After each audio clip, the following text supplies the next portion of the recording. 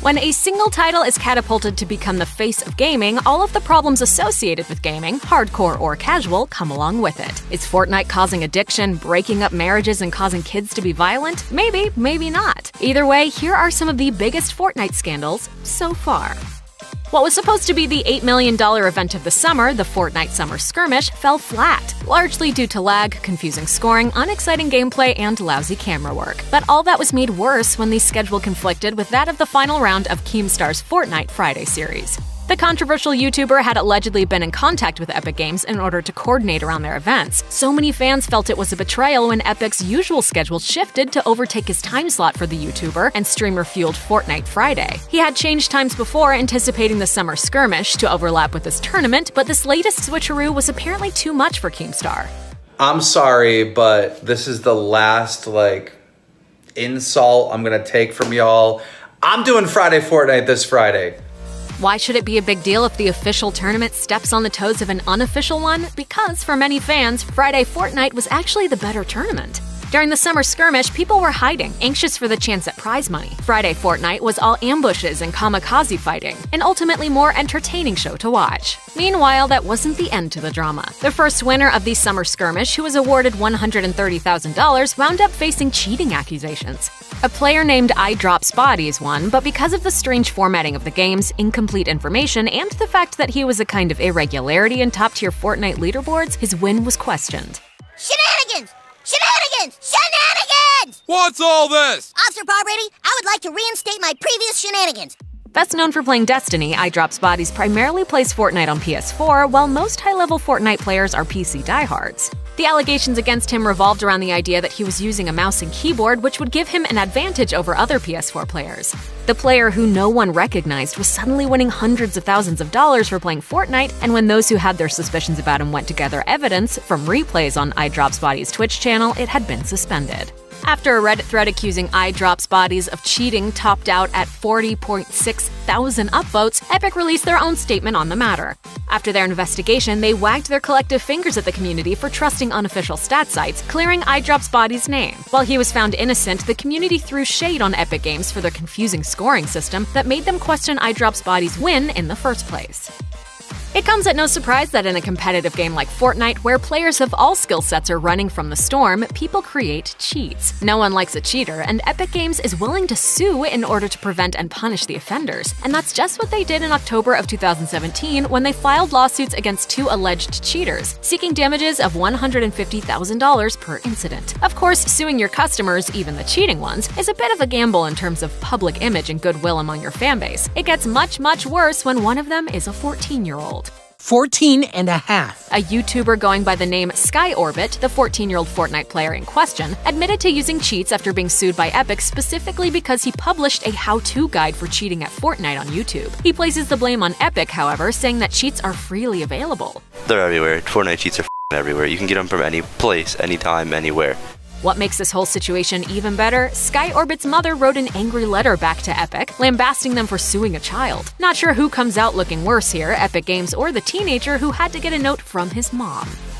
Fortnite's success with the kids these days has dragged up the ancient argument: are video games making kids violent? No, God! No, God, please, no! No! No! No!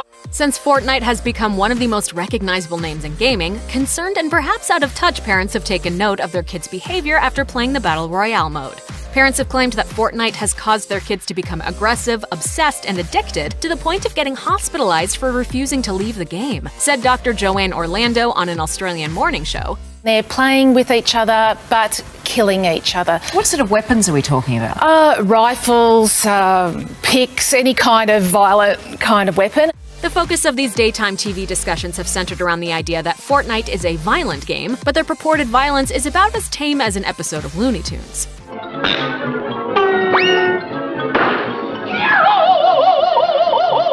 There's no blood, guts, or gore, as some misinformed parents might claim. It's been researched time and again that video games and violence are not inherently linked. The alleged violence caused by Fortnite in Australia is unlikely to get the game banned anytime soon.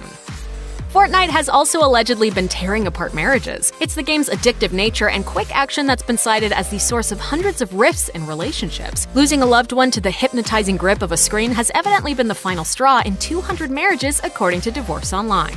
What do you say is the amount of time he spends on the game every day? He spends a good 7 hours plus on his game. Every day? Yes.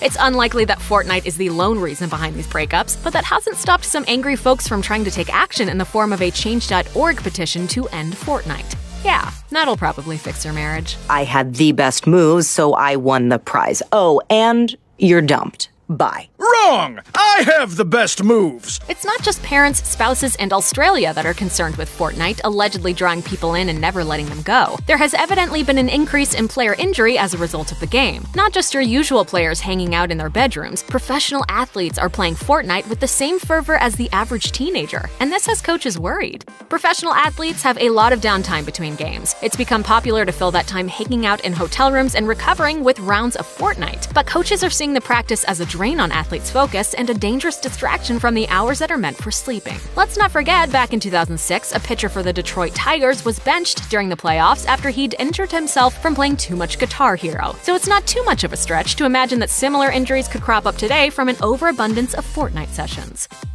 There's a ton of different ways to play Fortnite: PC, console, mobile, and even the Nintendo Switch. Folks on the internet have and probably will always debate about the superior way to play the game. Sony claims to have the answer. The PlayStation 4 is the ideal way to play the game, obviously. That was the reason the company cited when they refused to allow PS4 Fortnite players to play against gamers on other platforms. Players who swap between the PS4 and, say, the Nintendo Switch will find that their progression and items will not transfer between the two platforms. Sony made this decision on behalf of the players, claiming that the PS4 had the best version of Fortnite. Apparently, blocking cross-platform play was somehow Sony's way of protecting users from inferior gameplay experiences, or something.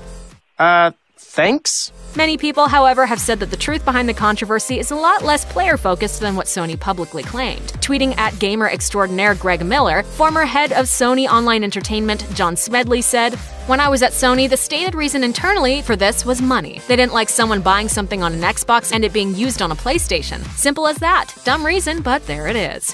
By late September, of course, Sony finally caved and rolled out the cross-platform version of Fortnite fans had been asking for all along.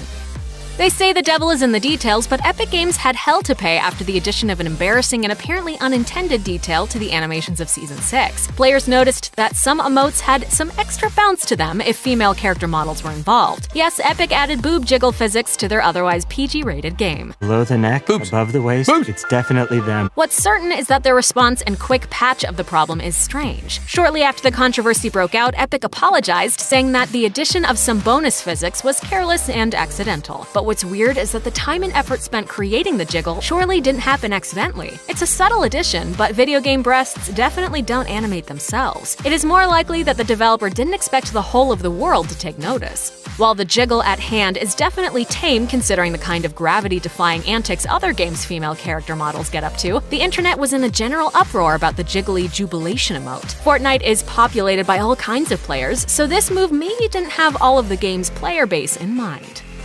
After earning a victory royale, players are able to celebrate with a number of emotes, some modeled off of dances like the ever-popular floss or the classic robot. Fortnite stays hip with the kids, quick to jump on the newest dance sensations. But these moves aren't original to Epic Games, just in the same way that the Battle Royale game mode itself isn't. Various artists have taken issue with Epic taking their dances and turning them into emotes without any notice or compensation going to the person who made the dance famous, who in some cases may even hold a copyright on the moves. In July 2018, Chance the Rapper tweeted that Epic was doing wrong by black creatives by monetizing their work without credit. The creators of the dances should have their music featured alongside the emote. Surely Epic Games of all companies could afford to purchase the rights, but they have made no move to do so. Outrage over Epic profiting from other artists' work without so much as a shout-out has finally come to a head.